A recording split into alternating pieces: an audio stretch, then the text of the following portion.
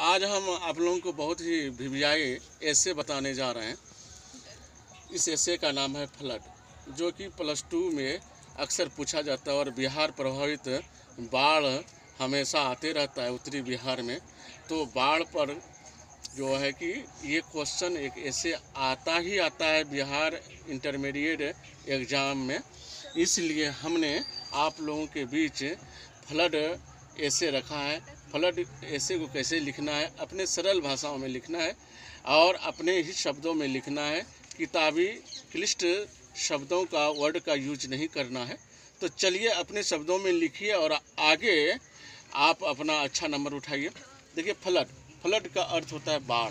बाढ़ तो आता ही है। Flood is very dangerous natural condition. बाढ़ एक प्राकृतिक स्थिति है, प्राकृतिक जो है एक खतरनाक प्राकृतिक आपदा है। When it is heavy rainfall then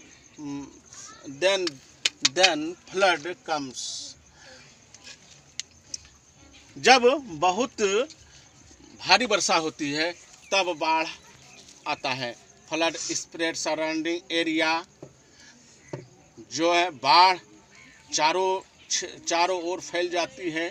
flood destroyed many things, बाढ़ बहुत चीज़ों को नष्ट कर देती है। Flood destroyed as houseless, shelterless and stranded. इस तरह से जो है फ्लड नष्ट करता है, हमें घर गृहहीन बना देता है, घर से विहीन कर देता है, छायाहीन कर देता है और बहुत तरह का नुकसान पहुंचा देता है। People as well as animal loss their every year by the flood. People के जैसा ही, लोगों के जैसा ही एनिमल प्रत्येक साल बाढ़ से मर जाते हैं, लॉस कर जाते हैं। इसलिए flood comes our country every year. हमारे देश में हर एक साल बाढ़ आता है। There are many large rivers in my country. The river flow with the heavy current. कहता है there are many large rivers in my country. हमारे देश में बहुत बड़ी बड़ी नदियां हैं और वह नदियां बहती हैं। हेवी करंट, बहुत बहाव उसमें करंट रहता है, बहुत उसमें बहाव होता है current. Rural area destroyed in water of flood. Rural area, ग्रामीण एरिया बाढ़ के पानी नष्ट कर देता है रूरल एरिया को। Flood comes in Bihar state with Kosi, Ganga, Punpun reverse. बाढ़ आता है इन बिहार राज्य में कोसी नदी से, गंगा नदी से और पुनपुन नदी के द्वारा। तो इस तरह से natural disaster comes as flood. इस तरह से प्राकृतिक आपदा आती है बिहार में। People animal become lifeless. इस तरह से लोग और जानवर दोनों मर जाते हैं, बहुत जो है बेजान हो जाते हैं। Farmers and labours weep in north Bihar in this time. किसान और मजदूर उत्तरी भारत में इस समय रोते हैं बाढ़ के समय में।